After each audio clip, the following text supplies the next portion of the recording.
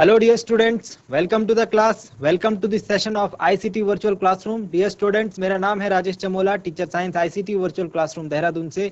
और इस सेशन में हम लोग डिस्कस करने वाले हैं क्लास 10th की साइंस को, यानी कक्षा 10 के विज्ञान विषय को। हम लोग इस टाइम पर डेली स्टडी करते हैं और इसमें हम लोग समझते हैं साइंस से रिलेटेड आपके बुक में जो लिखी हुई हैं उन बातों को। हम लोग chapter number 3 metals and non metals यानी कि धातु एवं अधातु के ऊपर चर्चा कर रहे हैं। और अपनी रिसेंट क्लास में हम लोग अपने चैप्टर के लास्ट टॉपिक के ऊपर पहुंचे हैं, जिसका नाम है संक्षारण यानी कि कोरोजन। संक्षारण टॉपिक को हम लोग चैप्टर 1 में भी डिस्कस कर चुके हैं। और यहाँ पर हमको देखना है कि संक्षारण वास्तव में होता क्यों है, उसके पीछे क्या कारण है, उसको हम प्रयोग के रूप से समझेंगे, प्रैक्टिकल की फॉर्म में समझेंगे। इसके अलावा हम ये भी देखेंगे कि अगर संक्षारण होता है, संक्षारण हमारे लिए एक बहुत बड़ी समस्या है, तो क्या क्या उसके उपाय हो सकते हैं, what can be the solutions. तो डियर स्टूडेंट्स, आई होप कि आज सबके सब फिट फाइन और हेल्थी होंगे, बिल्कुल रेडी होंगे क्लास के लिए। आप लोग अपनी पोजीशंस ले चुके होंगे और आप लोग जो क्लास में बातें बताई जाती है उनको नोट डाउन करने के लिए बिल्कुल रेडी होंगे। अपना ध्यान अपने रिस्पेक्टिव स्क्रीन पर बनाकर रखिए। हम चलते हैं स्मार्ट बोर्ड की स्क्रीन पर। डियर स्टूडेंट्स, लास्ट क्लास में हम लोग इस पॉइंट पर आकर रुके थे। यहाँ पर हम लोग डिस्कशन अपना कंटिन्यू कर रहे थे। ये पॉइंट में मैंने आपको बता दिया था, लेकिन फिर से मैं एक बार और समझा देता हूँ जो लोग नहीं थे कल। देखिए यहाँ पर हो क्या रहा है, हमारे पास 3 परख नलियां हैं, ए, बी और सी। परख नली ए, परख नली बी एवं परख नली सी। ठीक है, इन 3 परख नलियों में हमने देखा कि एक परख नली में हमने क्या रखा है, जो नॉर्मल हमारा जल होता है वो रखा है, और उसमें लोहे की कील हमने डाली है, और उसमें थोड़ा सा जल भरा हुआ है और बाकी हिस्से में क्या है, वायु है, मतलब बाकी हिस्सा खाली है। उसके बाद दूसरे वाली टेस्ट ट्यूब में हमने क्या रखा है, दूसरी वाली परख नली में हमने उबलता हुआ आश्वित जल रखा है, और उसको हमने क्या करा है, उसको हमने उसमें कील डाली है, दोबारा से लोहे की कील डाली है, और उसके ऊपर हमने तेल की एक परत भी चढ़ा रखी है, और बाकी स्थान खाली है, मतलब वहां पर वायु है। ठीक है, और तीसरी वाली जो परख नली है उसमें हमने जल नहीं रखा है, उसमें हमने निर्जल कैल्शियम क्लोराइड को रखा है, और इसमें हमने इसके अलावा और कुछ नहीं रखा है। ठीक हो गया। अब ये 3 परख नलियां हमारे पास हैं, हमने कुछ समय के लिए इनको छोड़ा और ऑब्जर्वेशन करने के लिए देखा। तो जो पहली वाली परख नली थी, इसमें जो लोहे की कील हमने रखी हुई थी, इसमें क्या हो गया, इसमें जंग लग गया। इसमें क्या हो गया, जंग लग गया। देख रहे हैं आप, लोहे की कीलों का कलर ब्राउन रेड हो चुका है, भूरे लाल रंग का। तो जंग का जो रंग होता है, लोहे पर जो जंग का रंग होता है वो भूरे लाल रंग का होता है। दूसरी परख नली में आप देख रहे हैं कि लोहे की कील पर जंग नहीं लगा है, जैसी थी वैसी ही थी। और तीसरी परख नली में भी लोहे की कील पर जंग लगता हुआ हमको नहीं दिख रहा है। यहाँ से हमारे पास एक बहुत ही इंपॉर्टेंट चीज हमको पता चली कि ऐसा क्यों हो रहा है कि जब जल की उपस्थिति है तब तो उसमें जंग लग रहा है लोहे पर, लेकिन जब उसमें जल है, दूसरी कंडीशन में भी, देखो, A test tube, B test tube, C test tube, A B C. A में हमने क्या क्या ले रखा है, ए में हमने ले रखा है जल प्लस वायु। बी में हमने क्या ले रखा है, आश्वित जल, और वायु इसके साथ नहीं है, क्योंकि वायु, देखो वायु अलग कर दी ना, बीच में तेल की परत है, तो वायु अलग हो गई, जल अलग। तो कील के संपर्क में क्या है, कील के संपर्क में सिर्फ आश्वित जल है। और सी में हमने रखा है कैल्शियम क्लोराइड, निर्जल कैल्शियम क्लोराइड। अब इस कैल्शियम क्लोराइड के बारे में बाद में चर्चा करेंगे। सबसे पहले ए वाली टेस्ट ट्यूब की बात करते हैं, ए परख नली की बात करते हैं। ए परख नली में आप देख रहे होंगे बच्चों कि यहाँ पर जल और वायु दोनों की उपस्थिति है, और यहाँ पर हम देखते हैं लोहे की कील क्या हो जाती है, संक्षारित हो जाती है। यहाँ पर हम देखते हैं संक्षारण की प्रक्रिया हो रही है, कोरोजन की घटना हो रही है। जबकि बी वाले केस में संक्षारण नहीं हो रहा है, बी वाले केस में संक्षारण नहीं हो रहा है। हम देख रहे हैं कील वैसी की वैसी ही है। और सी वाले केस में भी हम देख रहे हैं कि संक्षारण नहीं हो रहा है। इसका क्या मतलब हुआ, इसका मतलब ये हुआ कि संक्षारण के लिए 2 चीजें अति आवश्यक हैं। संक्षारण के लिए 2 चीजें अति आवश्यक हैं, और वो चीजें हैं जल एवं वायु। संक्षारण जल एवं वायु दोनों के कारण होगा। सेकंड वाले केस में हम देख रहे हैं आश्वित जल है लेकिन वायु नहीं है। अब देखो यहाँ पर ये भी चीज समझो, हमने आश्वित जल क्यों करा, जल में क्या होता है, जल होता है H2O, जल में भी ऑक्सीजन यानी वायु की मात्रा रहती है, जल के अंदर भी वायु घुली हुई रहती है। तो हमने आश्वित जल मतलब जब आप जल को बॉयल करेंगे, जल को उबालेंगे, जो नॉर्मल आपका वाटर है इसको उबालेंगे, तो जब आप इसे उबालेंगे तो उबालने के बाद जो इसमें विलीन वायु है, जो जल हमारा जो नॉर्मल जल है ना, उसमें जो वायु के कण मिले हुए होते हैं, वायु के जो मॉलिक्यूल्स होते हैं वो हट जाते हैं, तो उसमें वायु नहीं रहती है। तो इसीलिए हम आश्वित जल को हम एक नाम और देते हैं, एक नाम और देते हैं, हम इसे कहते हैं वायु विहीन जल, वायु विहीन, नो एयर। ठीक है, और इसमें अगर ये नॉर्मल जल होगा तो इसमें वायु भी होती है कुछ मात्रा में उपस्थित। ठीक है, जो नॉर्मल जल होता है उसमें कुछ मात्रा में वायु भी उपस्थित होती है। ठीक हो गया, तो इसमें वायु नहीं है तो मतलब यहाँ पर संक्षारण नहीं होगा। अब लास्ट केस देखो, लास्ट केस में क्या है, लास्ट केस में हमारे पास कैल्शियम क्लोराइड। देखो कैल्शियम क्लोराइड का काम होता है, कैल्शियम क्लोराइड का जो काम होता है इसे लिखेंगे, ये क्या करता है, कैल्शियम क्लोराइड ये क्या करता है, वायु की नमी कम करने का काम करता है। मतलब ये क्या करता है, वायु में, हमारे वायु में भी क्या होती है, हमारे आसपास वायु है, और वायु में हम देखते हैं बहुत सारी गैसेस होती हैं, जैसे कार्बन डाइऑक्साइड गैस हो गई, नाइट्रोजन गैस हो गई, ऑक्सीजन गैस हो गई। ठीक है, ऐसे ही जल वाष्प भी गैस के रूप में मौजूद रहता है। ऐसे ही वायु में हमारे चारों तरफ वायु जो है, इसमें बहुत सारी गैसेस के साथ साथ जो जल है वो भी वाष्प की यानी गैस की अवस्था में रहता है, जिसे हम जल वाष्प कहते हैं। तो हमारे चारों ओर जल वाष्प है, तो अगर वायु है तो मतलब वायु में भी जल उपस्थित है। तो इस जल को हटाने के लिए, वायु में इस जल को हम नमी कहते हैं। ठीक है, तो ये वायु में जो नमी है इसको हटाने के लिए हम लोग कैल्शियम क्लोराइड का प्रयोग करते हैं। कैल्शियम क्लोराइड क्या करता है, वायु की नमी को अब्सॉर्ब कर लेता है, सोख लेता है, तो वायु जो होती है शुष्क हो जाती है। वायु क्या हो जाती है, शुष्क। अदरवाइज वायु क्या होगी, जब उसमें नमी रहती है तो उसको हम कहते हैं आर्द्र वायु या फिर नम वायु। ठीक है, तो आर्द्र वायु में से ये क्या करता है, जो नमी है उसको सोख लेता है, कौन, कैल्शियम क्लोराइड, और वायु क्या हो जाती है, शुष्क हो जाती है। ये हमने क्यों रखा, इसका मकसद क्या था कि वायु हमने देखा, यहाँ पर देखा अकेले वायु, यहाँ पर हमने क्या देखा, देखो इसको करने का हमारा मतलब ये था कि हम ये पता लगा रहे हैं, हम लोग संक्षारण को और अच्छे तरीके से समझ रहे हैं।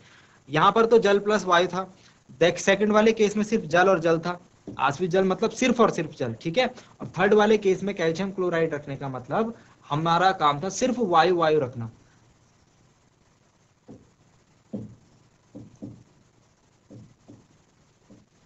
वायु वायु संक्षारण में, तो यहां से हमको क्या चीज पता लग रही है, यहां से हमको पता लग रही है संक्षारण एक ऐसी घटना है जिसको घटित होने के लिए जल एवं वायु दोनों की उपस्थिति होनी आवश्यक है। समझ रहे हो बात, या अगर सिर्फ जल जल रहेगा या फिर सिर्फ वायु वायु रहेगी तो उसमें संक्षारण नहीं हो सकता।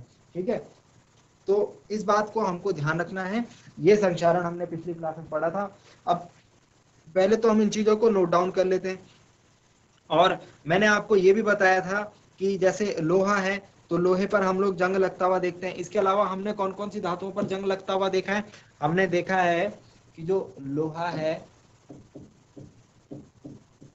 लोहे पर जंग जो लगता है वो होता है लाल भूरे रंग की परत।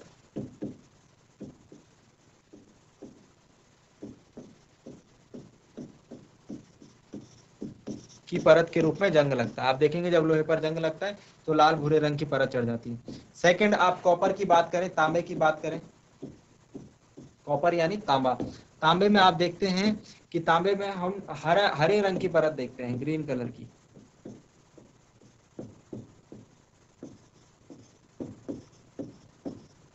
हरे रंग की परत, ग्रीन कलर की लेयर। आपके घर में तांबे के बर्तन होंगे, कॉपर के बर्तन होंगे। ठीक है, तो इसमें हरे रंग की परत चढ़ जाती है। आपको पता होना चाहिए हरे रंग के पदार्थ का क्या नाम होता है। ये हरे रंग का पदार्थ जो होता है ये होता है कॉपर कार्बोनेट।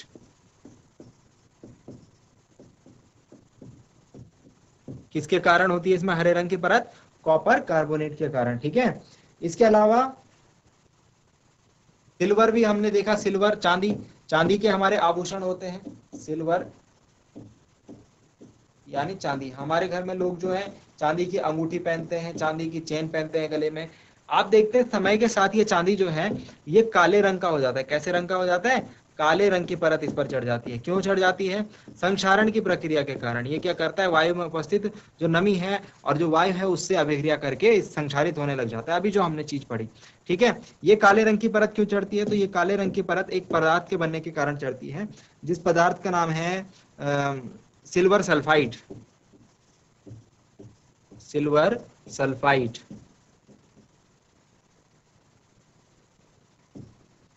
ठीक है, सिल्वर सल्फाइड। तो ये हमारे पास कुछ हमने अपने डेली लाइफ में केसेस देखे हैं, चाहे लोहा हो, चाहे कॉपर हो, चाहे चांदी हो, हमने सब में एक परत पड़ती हुई देखी है जो कि संक्षारण की प्रक्रिया होने के कारण होती है, ठीक है। आप इसमें नोट लिखेंगे। अभी हमने जो पीछे एक्सपेरिमेंट करा था उससे हमको क्या मकसद मिला? संक्षारण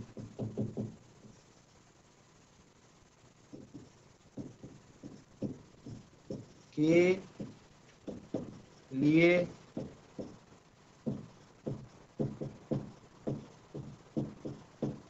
महत्वपूर्ण कारक वायु एवं जल हैं, दोनों हैं, ठीक है। अगर दोनों में से एक भी अनुपस्थित रहता है तो संक्षारण नहीं होगा। अब बात आती है कि संक्षारण हमें पता लग गई, तो इस संक्षारण के कारण हमने फर्स्ट चैप्टर में देखा था, हमारे देखो हमारे आसपास कितनी सारी चीजें जो है धातुओं की बनी होती है। हमारे आसपास हमने देखा है कि जो लोहे के पुल बने होते हैं, फ्लाईओवर्स बने होते हैं, बड़ी बड़ी बिल्डिंग बनी होती है, जो सरकारी इमारतें हैं उसमें कितना सारा लोहा होता है ना। हमारे जो घर होते हैं, घर में हम लोग गेट जो होते हैं काफी सारे लोहे का काम करवाते हैं उसमें, है ना। जो टावर्स होते हैं, जो रेलिंग्स होती हैं, जो हमारे रोड पर लगे हुए जो काफी सारे जो बैरिकेडिंग्स होती हैं, सारे के सारी क्या है, लोहे की बनी होती हैं। अब ये सारी मैं आपको एग्जांपल इसलिए दे रहा हूँ क्योंकि ये सभी चीजें जो हैं, ये सभी चीजें जो हैं वायु मतलब बाहर तो रहती है, खुले में रहती है, तो मतलब वायु के संपर्क में तो है ही, और बारिश पड़ने के बाद ये जल के संपर्क में भी आ जाते हैं, मतलब नमी और आर्द्रता के संपर्क में भी आ जाते हैं। तो ये सभी चीजें जो है खराब होने लगती हैं। अब आप सोचिए कि एक पुल में जितना लोहा लगा होगा, अगर वो पूरा खराब हो गया, उसमें पूरा जंग लग गया, तो कितना नुकसान हो जाएगा, है ना। तो हम इस नुकसान को ओवरकम करने के लिए, इस लॉस को ओवरकम करने के लिए हम क्या करते हैं, हम ये उपाय ढूंढते हैं कि कैसे कैसे करके अपना सामान जो है बचाया जा सके, किस किस प्रकार से जो है हम संक्षारण से सुरक्षा कर सकते हैं। तो नेक्स्ट टॉपिक हमारा यही रहेगा चर्चा का। नेक्स्ट टॉपिक हमारा रहेगा संक्षारण से बचाव या फिर संक्षारण से सुरक्षा।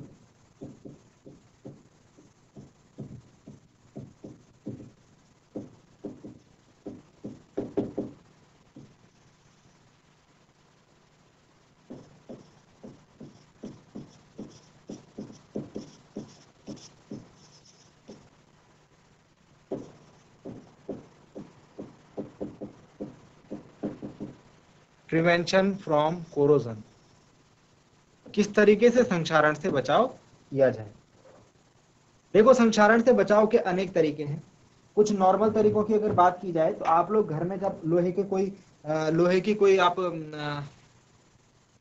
लोहे का आप कोई वस्तु लाते हैं या फिर लोहे की आप कोई वस्तु को स्थापित करते हैं घर में, तो आप क्या करते हैं, उसमें सबसे पहली चीज आप उसमें पेंट लगाते हो। क्या लगाते हो? पेंट लगाते हो।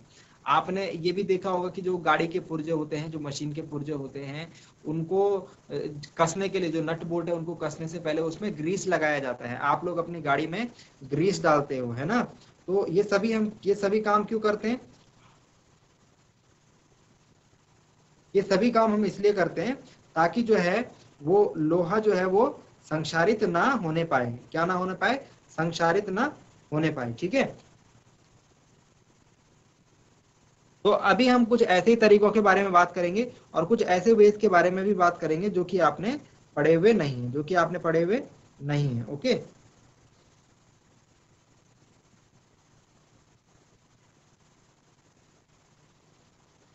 तो चलिए नॉर्मली पहले लिखते हैं हम। सबसे पहले पेंट लगाकर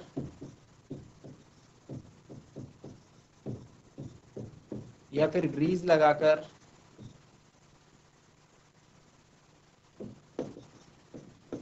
या फिर आप ऑयलिंग करते हो, है ना, तेल आप यूज करते हो मशीनों में, तेल लगाकर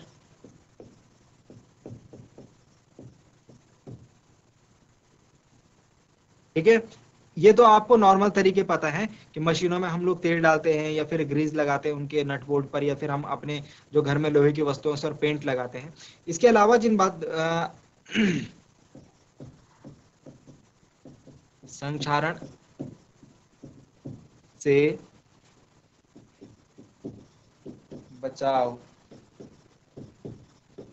किया जा सकता है। हालांकि ये भी बहुत लॉन्ग टर्म बचाव नहीं है, हालांकि ये भी बहुत लॉन्ग टर्म बचाव नहीं है, बट ये कुछ समय तक हम लोग, थोड़ा लंबे समय तक के लिए हम लोग वस्तु को संक्षारित होने से बचा सकते हैं। अब जो है किसी एक नेक्स्ट जो पॉइंट है जो हम लोग आज डिस्कस करने वाले हैं नया, वह है यशद लेपन। यशद लेपन एक प्रक्रिया है जिसका कि हम लोग यूज करते हैं, किसके लिए, जिसका हम लोग यूज करते हैं संक्षारित होने से वस्तु को बचाने के लिए। ठीक है, तो अब हम यशद लेपन के बारे में बात करते हैं। यशद लेपन बेसिकली जो है एक परत चढ़ाने की जो घटना है उसको हम यशद लेपन बोलते हैं। इसे हम इंग्लिश में कहते हैं गैल्वेनाइजिंग।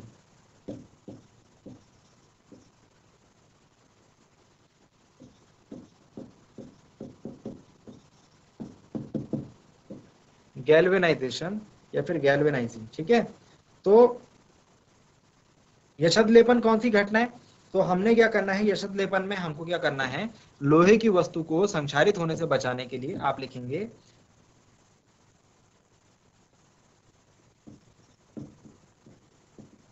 लोहे की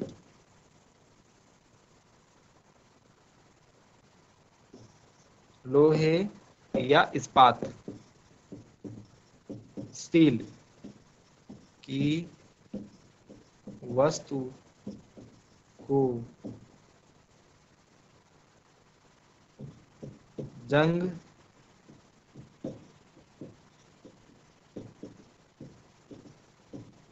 से बचाने के लिए उस पर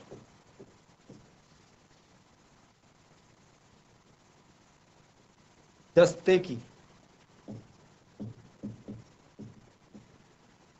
दस्ते यानी जिंक की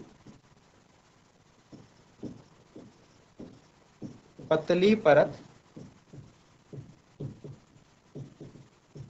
चढ़ाने की विधि, पतली परत चढ़ाने की विधि को हम क्या कहते हैं, यशद लेपन कहते हैं। हमने क्या करा, लोहे या इस्पात की जो, लोहे या स्टील की जो वस्तु थी हमारे पास, उस पर हमने क्या कर दिया, जस्ते की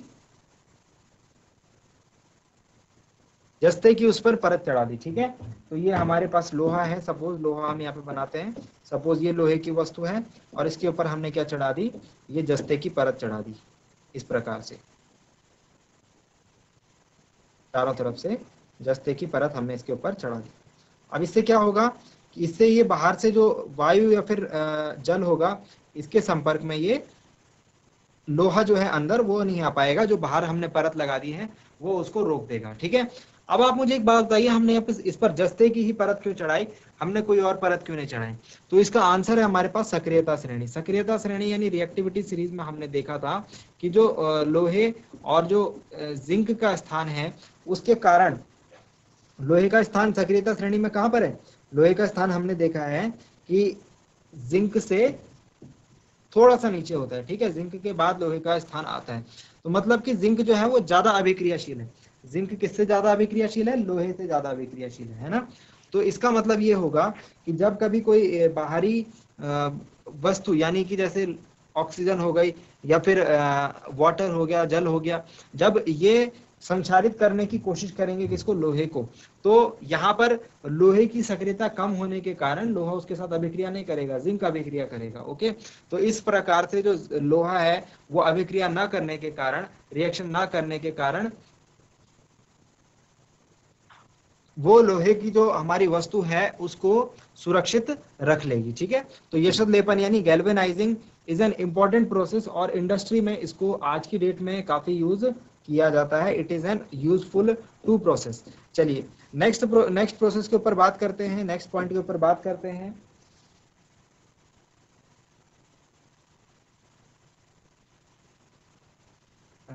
थर्ड पॉइंट लिख लीजिए, मिश्रात्वन। मिश्रात्वन एक प्रोसेस है। मिश्रात्वन की प्रोसेस में हम लोग क्या करते हैं, आप नाम से समझ रहे होंगे, मिश्र कर देना यानी मिक्सचर बना देना, है ना। मिश्रातन का मतलब मिक्स कर देना यानी मिक्सचर बना देना। इसे हम लोग इंग्लिश में कहते हैं एलॉइंग। एलॉय वर्ड सुना होगा आपने। एलॉय क्या होता है, दो या दो से अधिक धातुओं का कोई एक अनुपात होता है और उसमें मिला करके हम एक नई धातु को बना लेते हैं। क्या कारण होता है, क्यों करते हैं हम ऐसा काम, इसके पीछे थोड़ा लॉजिक को आप समझिए। देखिए दो धातुएं हैं, दोनों धातुओं के पास अलग अलग प्रॉपर्टीज हैं, धातु ए और धातु बी। तो इनकी अच्छी प्रॉपर्टी और इसकी अच्छी प्रॉपर्टी मिला करके एक नई धातु बना दीजिए इनके कॉम्बिनेशन से, जिसमें इन दोनों की अच्छी प्रॉपर्टीज होगी, ठीक है ना। तो उसको हम एलॉइंग की प्रोसेस बोलते हैं। Okay so dear students, I hope आज की क्लास में आपको कुछ नया सीखने को जरूर मिला होगा, आपने एंजॉय किया होगा और आपको आज की क्लास इंटरेस्टिंग लगी होगी। अगली क्लास में हम लोग इस टॉपिक को करेंगे कंटिन्यू। संक्षारण अपने आप में एक इंपॉर्टेंट टॉपिक हो जाता है आपके एग्जाम के पॉइंट ऑफ व्यू से। एग्जाम, बोर्ड एग्जाम में इस टॉपिक से रिलेटेड काफी अच्छे अच्छे प्रश्न हर साल पूछे जाते हैं। सो डियर स्टूडेंट्स, आज के लिए इतना ही। उम्मीद करता हूँ घर से आप इन चीजों को एक बार जरूर रिवाइज करेंगे। अगली क्लास में मिलते हैं एक नए और इंटरेस्टिंग टॉपिक के साथ। क्लास से जुड़ने के लिए आप सभी का बहुत बहुत धन्यवाद। Thank you very much and have a nice day.